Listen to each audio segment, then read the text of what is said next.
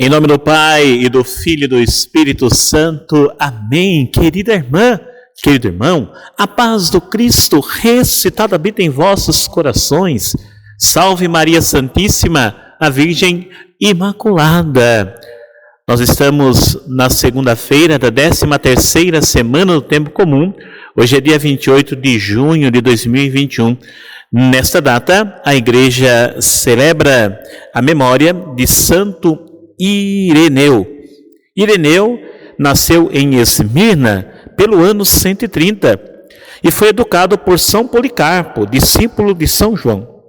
É por isso considerado o último homem da geração apostólica e é o primeiro teólogo da Igreja, estudioso da Escritura e da tradição. Perspicaz, sabe captar o adversário e colocar-se em seu terreno, mas tem sobretudo profundo senso cristão. Pertenceu à colônia grega estabelecida na Gália. Em Leão foi ordenado sacerdote, depois bispo, sucessor de São Fotino. Martirizado em 177. Foi intensa sua ação contra as aberrações do sincretismo e do gnosticismo, defendendo o Cristo histórico, supremo revelador do Pai e Salvador, o Cristo, vivido pela Igreja. Tudo é centrado e restaurado em Cristo, novo Adão. E Maria é a nova Eva, fiel a seu nome. Ireneu significa pacífico. Exerceu mediação entre Oriente e Roma. Ireneu vem da palavra grega eirene, que significa paz. Esse santo bispo era isso, um homem com um nome e uma obra de paz. Mas isso não fica evidente quando se olha o título de sua obra mais conhecida, que parece um grito de guerra contra as heresias. É o nome da obra. A paz que Ireneu viveu e pregou não é irenismo, palavra que também vem do grego eirene. O irenismo é aquela paz superficial que consiste em evitar discussões, embora se saiba que as mentes pensam coisas opostas. Irenismo é a renúncia à verdade e é a covardia de preferir que os problemas explodam no futuro, enquanto no presente fingimos que podemos nos tolerar. A paz de Ireneu é a paz dos corações que descansam com gratidão em uma verdade comum. É a paz da concórdia, palavra que alude a isso. Corações unidos, isso significa concórdia, corações unidos. Portanto, é uma paz que requer pregação vigorosa e até mesmo guerra contra o que pode ocultar ou desfigurar a verdade. É muito interessante, ao passar pelas controvérsias doutrinárias de Ireneu, ver o que estava em disputa essencialmente no século II. Estamos falando, olha, do século II da era cristã, faz muito tempo. É a realidade da encarnação. Se a carne de Cristo não é como a nossa, então sua dor não é como a nossa. E então sua paixão e sua cruz, ao fundo, são irrelevantes, equivalem a um desenho ou fantasia de algum artista. Se a carne de Cristo não importa, a única coisa que importa é o que ele disse, a ideia que ele trouxe, o conhecimento que ele trouxe. Conhecimento, em grego, é gnose. Ireneu, portanto, vê no gnosticismo a grande negação da verdade de Deus, porque tenta negar a encarnação, os sacramentos e o valor intrínseco do amor manifestado na cruz. Contra as heresias é também um livro que, de certa forma, inaugura o que hoje chamamos de teologia sistemática, ou seja, a exposição do conteúdo da fé de forma fundamentada e segundo o mesmo conteúdo, e não, por exemplo, comentários sobre algum livro da Escritura. Depois de Ireneu, outros autores seguirão esse caminho, até atingirem os grandes picos do pensamento cristão. Oremos. Ó Deus, vós concedestes ao bispo Santo Ireneu firmar a verdadeira doutrina e a paz da Igreja, pela intercessão de vosso servo. Renovai em nós a fé e a caridade, para que nos apliquemos constantemente em alimentar a união e a concórdia. Por nosso Senhor Jesus Cristo, vosso Filho, na unidade do Espírito Santo. Amém. A primeira leitura do dia de hoje, do livro do Gênesis, capítulo 18, versículos 16 ao 33. Vais realmente exterminar o justo com o ímpio? Com o salmista rezemos o Salmo 102. O Senhor é indulgente, é favorável. Repetindo, o Senhor é indulgente, é favorável. Atentos à escuta do Santo Evangelho. Mateus capítulo 8, 18 é o versículo até o 22. Naquele tempo, vendo a multidão ao seu redor, Jesus mandou passar para a outra margem do lago. Então o mestre da lei aproximou-se e disse: Mestre, Eu te seguirei aonde quer que tu vás. Jesus lhe respondeu: as raposas têm suas tocas e as aves dos céus têm seus ninhos, mas o Filho do Homem não tem onde reclinar a cabeça. Um outro dos discípulos disse a Jesus: Senhor, permite-me que primeiro eu vá sepultar meu pai.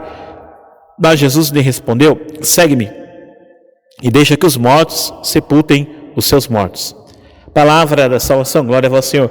Que as palavras do Santo Evangelho perdoem os nossos pecados, assim seja, amém. Que o Espírito Santo, doador dos 7 dons, ilumine a nossa mente e o nosso coração para compreendermos bem a palavra que nos foi anunciada. Hoje temos neste curto evangelho que escutamos dois modos de segmento, aliás, duas propostas de segmento a Jesus. Primeiro é o mestre da lei. Esse diz a Jesus: mestre, onde quer que fores, eu irei também. Jesus diz para ele assim: olha, as raposas têm suas tocas e as aves do céu têm seus ninhos, mas o Filho do Homem não tem onde reclinar a cabeça. Se os mestres da lei daquele tempo tinham um lugar para poder se reunir com os seus alunos, seus discípulos, e ali lhes ensinar, Jesus está dizendo: comigo não é assim. A minha vida é uma vida itinerante. Eu não tenho parada, eu não tenho onde reclinar a cabeça. Se você está disposto a vir comigo, então saiba que haverá uma dureza nesse segmento, uma dificuldade. O que Jesus faz assim com ele aqui é quando a gente fala assim de jogar um balde de água fria.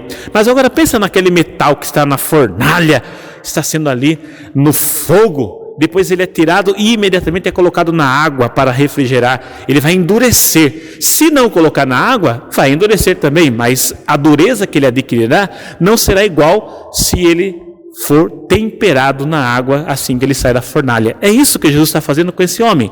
A intenção dele pode até ser boa, mas ele ainda não segue Jesus, não sabe das dificuldades, não sabe das condições, não sabe das consequências desse segmento. Jesus está jogando um balde de água fria neste metal que sai do forno para temperar a sua decisão, para que ele entenda: olha, se você está a fim de vir, então saiba da rigidez, das dificuldades, das lutas que você terá ao vir até mim.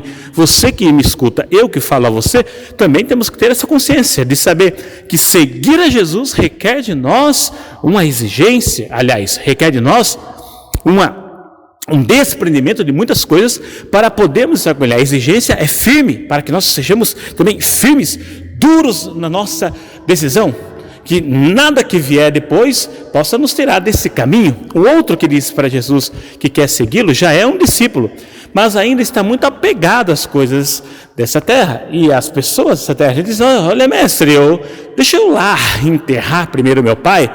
Jesus diz assim para ele, uma frase que parece um pouco insensível da parte do mestre: olha, deixa que os mortos enterrem seus mortos. Tá, mas não é insensível não, presta atenção. O homem aqui, quando diz que vai enterrar seu pai, não significa que ele está vivendo um luto, o pai dele está lá no velório, ele vai para o sepultamento e já volta. Não, porque o pai dele na verdade ainda não morreu. Ele está falando para Jesus: quando meu pai morrer, eu vou e sigo o Senhor. E quando vai ser isso? Pode demorar dias, pode demorar semanas, pode demorar meses, pode demorar anos, pode demorar década. Ou seja, ele não está disposto a abandonar seus vínculos afetivos para um segmento com Cristo. O que nós precisamos fazer? Estar dispostos abandonar as coisas todas, até as mais íntimas a nós, para poder seguir Jesus. O que o Pai está falando? Para você abandonar sua família e não dar mais atenção para os seus pais, para os seus filhos? Não é nada disso. O que nós estamos falando é estar disposto a entregar-se a Jesus como o Senhor da sua vida, como aquele que rege o seu viver, acima de qualquer outra coisa nesse mundo. As outras coisas sempre ficarão em segundo plano, até aquelas que nos são mais caras, os nossos afetos mais íntimos. Todos esses também estão sob a condição da minha vida íntima e de seguimento a Jesus. Em primeiro lugar, Deus. Depois vem outras coisas. Que o Senhor nos abençoe, nos livre do mal, nos conduza à vida eterna. Amém. Louvado seja o Senhor Jesus Cristo, por sempre, louvado do Pai, do Filho e do Espírito Santo. Amém.